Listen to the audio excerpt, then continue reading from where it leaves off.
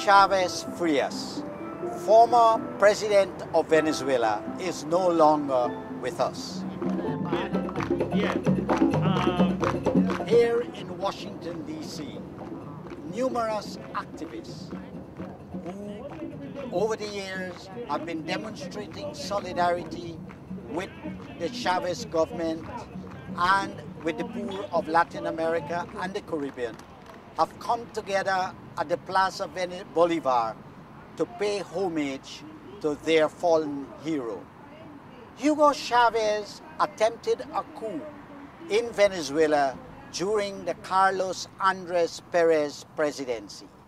It was a time where many people felt that the liberal democratic system that came to the fore in Venezuela in 1959 had exhausted itself, and that the politicians of the Christian Democratic Party and the Social Democratic Party were not delivering to the poor and the marginalized. The coup in that year failed. But then again, Chavez, after going to jail for 2 years, decided to take the democratic path and seek office through the electoral process. He, over the last 13 years, have been winning one election after another. He has been able to rewrite the Constitution of Venezuela, and he did not only create a number of missions with the support of the Cuban government in the area of medicine and education and sports, but he designed and initiated ALBA, Association of Latin American Governments, in the name of the unification of Latin America and under the banner of Simón Bolívar, the liberator of several countries in South America and Panama. Hugo Chavez also became a very controversial figure. Controversial because he embraced relations with Iran. He embraced relations with Gaddafi. And he was very vitriolic about the problems of Palestine and Israel.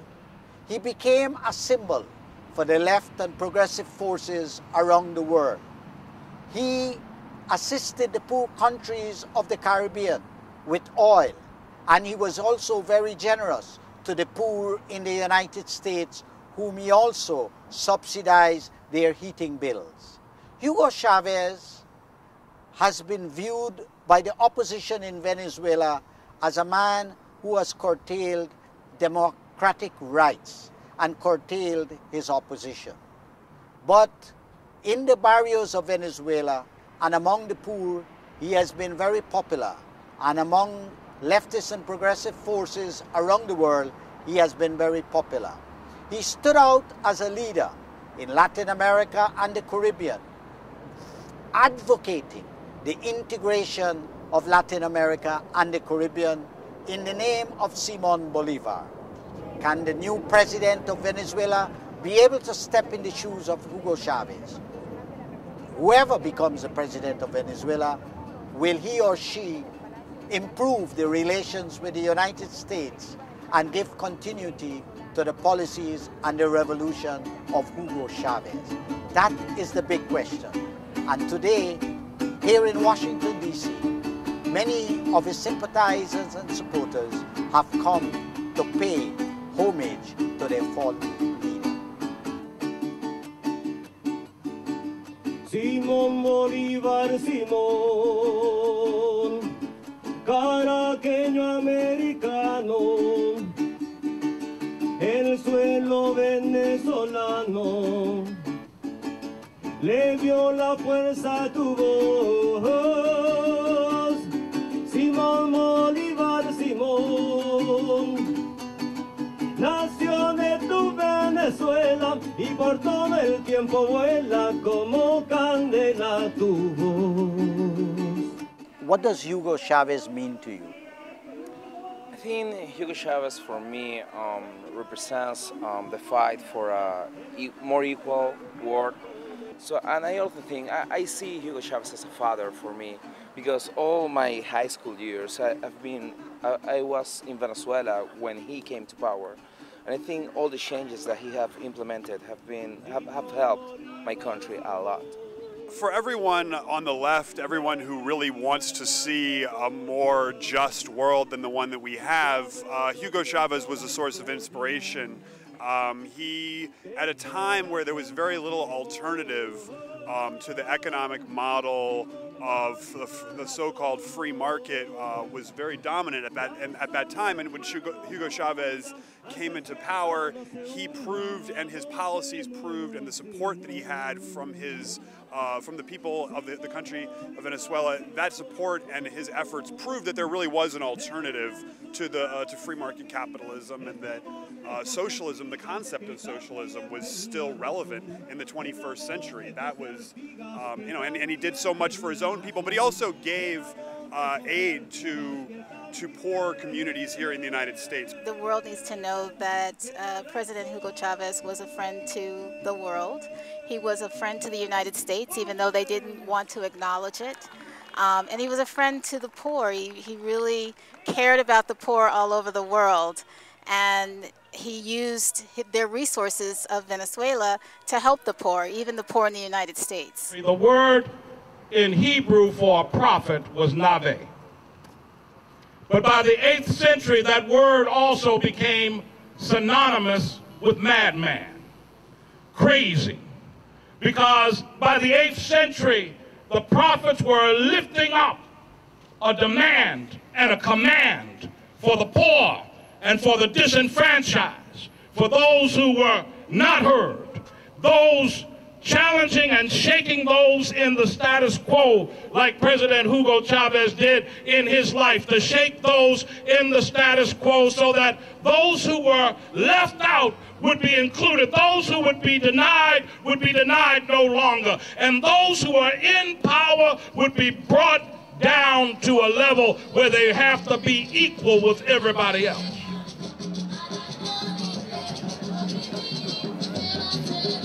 Mr. Nepfer Freeman, you are one of the organizers here in the Washington, D.C. metro area who have organized this event to pay homage to President Chavez here at the Plaza Simon Bolivar in Washington, D.C. Why, as an American, have you decided to do that, considering the turbulent relations between the U.S. and Venezuela? What is it about Chavez that appeals to you? Yes, well, one, I would have to start with saying that I consider myself an African. I'm a Pan-Africanist. I don't even put America, I have the citizenship, I'm born here, but it's an accident of history.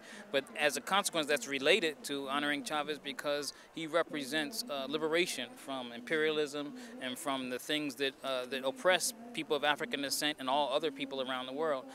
The United States stands for those things. It's actually the bastion of those things. And so it's hard not to appreciate someone like Hugo Chavez, who has not only done things for the Venezuelan people, the people of Venezuela, but for people all across this planet. And what do you believe is the most important contribution he has made inside and outside his country? Wow. Well, I think that's a lot of contributions he's made. Well, the first thing that comes to mind to me is establishing an economic and mostly political independence from imperialism in Latin America, and also, so establishing the Bank of the Latin America, the Bank of Alba, the Alba banks, the Bolivarian alternative, has allowed people not to be dependent on the World Trade Organization, the International Monetary Fund, and the World Bank. So the countries have been able to establish economic autonomy from them, and that's one of the greatest things. That was led by Hugo Chavez, and then just also, well, that's maybe the most important thing. And inside his country, what? And inside his country, all of the social missions that are giving free health care, free education, free healthcare, free education, also a participatory democracy that's there, where people have actually designed the Constitution now that had come in. So they established a process under his leadership that allowed the people to write the Constitution that they have, and as such, also in that Constitution affords them the ability to come and have assemblies to make decisions about the things that affect their lives. The legacy of Hugo Chavez extends not only in Venezuela throughout the country, but extends all over Latin America and the Caribbean. And I think it's really important for us to unify, especially after his passing, and to come together and to continue with the work that he started. It's to have a just and equal Latin America and the Caribbean unified with one voice towards more just society throughout our continent. So this is why I think I'm here. What do you believe is the legacy of Chavez inside and outside his country in specific terms? Specifically, I think it's an independent region. It's independent of foreign forces, independent of what he said, the foreign entities to come and tell us what to do with our agriculture, to tell us about our politics, to tell us about anything. We should be able to be sovereign entities and to be unified, to have a more just voice, not only for the people on top, but also from the bottom. It's a change from the bottom up, and that's something that I think it's mostly important for us to know about Chavez and the change that he was able to bring through socialism in Venezuela. In terms of Mexico and the relations with Mexico, how did Chavez manage the relations with Mexico? I mean, I think they were not as successful as they could have been. Mexico has not had a left-wing government for a while, and we have a centrist right government right now in Mexico, so it is hard to have a common ground in order to have successful relationships. But just the fact that our president was at Hugo Chavez's funeral, it speaks a lot to what the recognition that he brings to Latin America, that presidents from both right and left came to the funeral because they know of the importance of his legacy and the importance of his work, again, for the entire region. So although it may not have been the best relationship that we could have had, I think we still recognize what it was, and hopefully we will continue when we have a chance to have a proper government. I visited Venezuela in 2006 when they had a social fora in January of 2006, and I visited there because I really wanted to see in person what the reforms, the missions, as they call them, to the poor were all about: the land distribution, the education, the subsistence grocery stores, the health care in cooperation with Cuba. And I studied a little bit of language in Merida in the mountains and visited one of the markets, and then I joined a tour from California, Marin Interfaith Task Force. The interfaith, all the religious groups in the United States. Yes, and it was headed by a woman named Lisa Sullivan, who's very active with the School of the Americas Watch and leads delegations there now. Was a Maryknoll nun in Venezuela for 17 years. So I had a very good chance to visit some cooperatives. The shirt was made at a clothing cooperative. Yeah, where the poor people are given resources poor to people to have jobs. We visited some of the medical clinics that are in the poor sections of various cities with Cuban doctors, and not only doctors, but sports practitioners. Tell us a bit about the doctors. The doctors actually live with the poor, in the conditions of the poor. What kind of... They live in the poor barrios where medical services were not available prior to Chavez's time. At least this is what I heard people say. And they have sports practitioners to help with physical exercise. This is one aspect of good health, to stay in good shape. And so it's not only the medical doctors, but preventive health outreach, which, as I said, we saw these 8-sided buildings. They were identified by the structures. So what does the death of Chavez mean for you as an American? And as a person who has been there and you identify with the poor and social justice, what does his death mean for you? Well, it means passing of a leading reformist, revolutionary, socialist, figure who wanted to bring unity in the Americas and a better life to many people. And there are a lot of questions. It brings a lot of questions.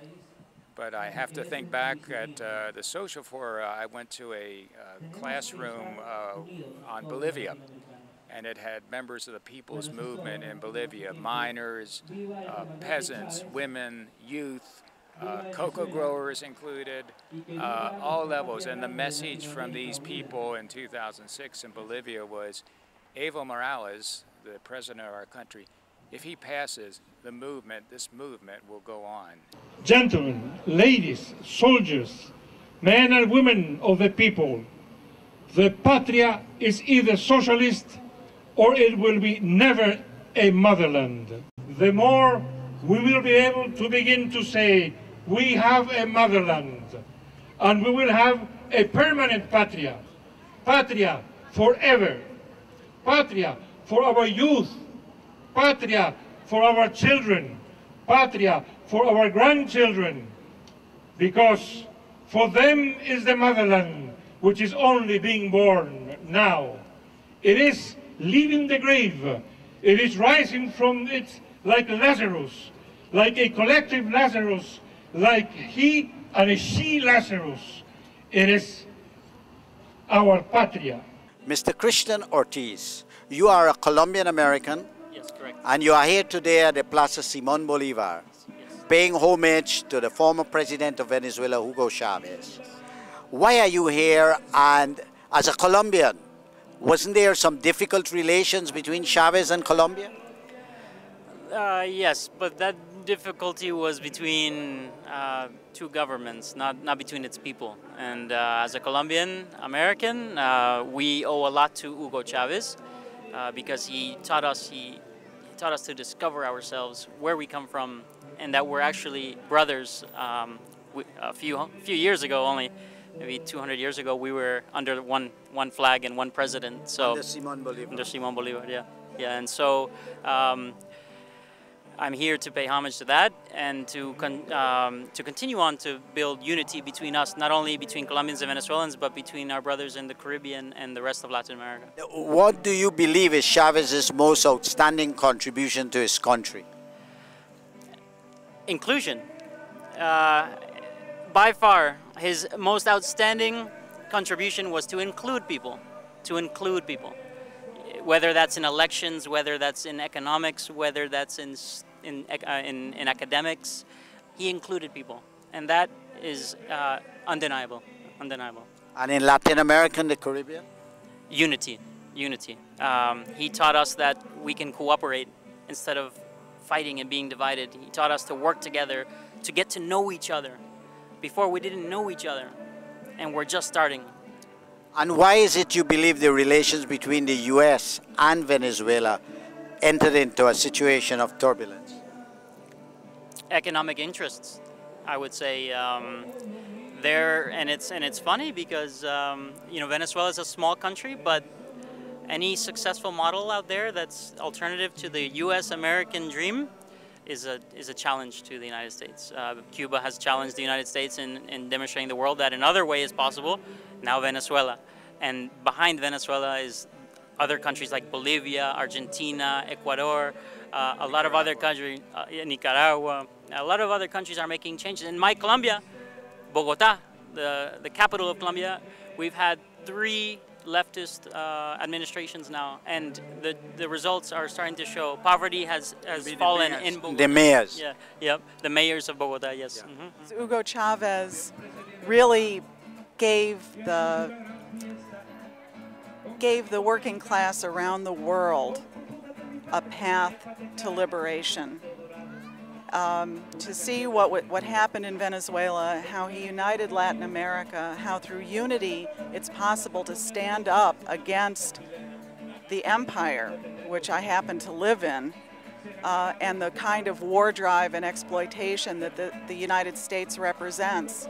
He really showed how unity and empowering the poorest, the people who are excluded, really could bring the strength to win. Not that the struggle's over, but I think that Venezuela has certainly been a beacon of hope. If you look at ALBA, you look at CELAC, you look at CELAC is a community of Latin American and Caribbean countries. The Community of Nations. And ALBA is the Bolivarian Alliance, which Chavez led. Right. And through which he gave a lot of aid to various countries, right? Is that right, what you say? Right, and established Bank of the South. He established the Bank of the South, like a development bank, like the World Bank, but for Latin America. But also a development bank that was really for development, for the people. I am here to say that maybe the man has now passed on to join the ancestors, but the legacy of Chavez lives on. It is a legacy with a vision of an economy that works not only for the people of Venezuela and the people of Latin America, but also the people of Africa and really all who have long been marginalized. What do you mean it's an economy that works for the people of Africa? Africa is so far away from Venezuela. Well, Venezuela actually opened up 22 embassies. In these last few years, with Chavez at the helm, Venezuela reached out to African countries, opening up 22 embassies in Africa to establish not only direct bilateral relations and increase those connections, but to also create South-South linkages. The South America-Africa conference, now a series of conferences that have happened under the incredible leadership of Chavez and the government of Venezuela, creating connections where those who are oil producers and non-oil producers are coming together to discuss issues from economic development to education of their people, healthcare, those healthy building blocks of healthy societies. Well, I know that you've monitored and watched U.S. foreign policy. What underpins the turbulent relations in the past since Chavez was in power with the United States? Well, Chavez represented a threat to the status quo. Chavez essentially wanted the resources of Venezuela to serve the needs of the people of Venezuela as well as those of the region and others who have long been historically marginalized. So when you see Venezuela standing strong to demand an economy where not the big oil companies seeking their profits would dictate, but really that the interests of the people would dictate and determine how the economy would be structured. And do you believe now the relations would improve with the demise of Chavez? I think there is still what is seen as a threat to the status quo in the United States, because Chavez's legacy and really his vision will continue even after he has passed on to the ancestors and joined the ancestors. His legacy will continue. So it is an opportunity for the U.S. to change and really recognize the importance of reaching out to visionary governments throughout the hemisphere and throughout the world. One of the things that Hugo Chavez shared with the world is that he is African. And not only is he African in heritage, but he also has a love for Africa overall and wants to see its development. And for those on the African continent that are looking for models to transform their society for the better, for the masses of the people, there is no better example than what you find in Latin America with Venezuela. And so that is one of the main reasons why we look to Venezuela, why we support Hugo Chavez, why we support the Venezuelan government and what it's trying to do with poor people. Is there anything specific and concrete that Chavez has done for Africa apart from declaring that he has African heritage inside, or are you aware of what he's done inside or outside of Venezuela? Sure. And I don't want to understate the fact that he actually embraced Africa, because as you know, a lot of people of African ancestry in Latin America are running away from Africa. So the fact that he actually embraced Africa is a big deal. However, specifically, we see that when Hugo Chavez came in, Venezuela only had a few embassies on the African continent. Now it has 26 embassies in Africa. We see that he hosted the conference of Afro-descendants in Venezuela in 2011, which I participated in. The diaspora, the entire diaspora. But he also invited people from the African continent. You had people there from Congo, people there from Liberia, people there from Senegal. So he was interested in establishing solidarity with Africans throughout the continent. We shall overcome. We shall overcome someday. During Hugo Chavez's presidency, there were some social experiments that Americans could learn from for the poor areas of America. 78 million baby boomers are going to retire in the next 10 to 15 years and enter the healthcare system. And we don't have enough doctors, we don't have enough nurses, we don't have enough community healthcare workers to deal with it. And on top of that, our for-profit healthcare system is going to make essentially healthcare look like fast food. And we don't want that. And so the model of barrio adentro, going into the communities, training up a next generation of healthcare workers, especially young people who are unemployed right now, is the future in making sure that we can access healthcare for all the poor and disenfranchised communities here in the U.S. So it's a model that we should learn from and continue to study. I research Afro-Venezuelan community organizing, and I was privileged to be able to go to the country back in 2008. And I've seen the pluses and minuses of Chavez's presidency for Afro-Venezuelans, but I respected him as a leader, and I think that he was very courageous in his battling the U.S. and his politics, so I respected him, and I thought it was important to come today. Simón Bolívar, Simón, revivido en las memorias, que abre otro tiempo la historia, te espera el tiempo, Simón, Simón Bolívar, razón. To many speeches here today, from representatives from Africa, from the United States, from Latin America and the Caribbean.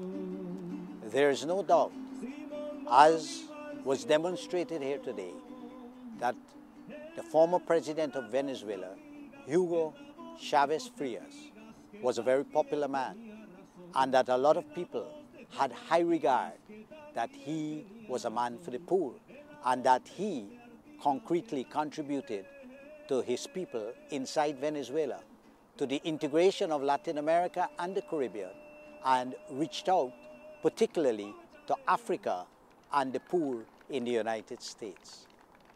There's no doubt that Hugo Chavez Frías had an impact in the world. Not only does the presence of so many people here today in Washington, D.C. bear testimony to that, but the fact is that at his funeral, there were 52 countries represented with many heads of state across the world. Until next time, I'm Paul, Nehru, Tennessee. Simón Bolívar, razón, razón del pueblo profunda, antes que todo se hunda, vamos de nuevo, Simón. Simón Bolívar, Simón, en el sur la voz amiga es la voz de José Artigas, que también tenía razón. En la voz de José Artigas, que también tenía razón. En la voz de José Artigas, que también tenía razón. ¡Hugo Chávez!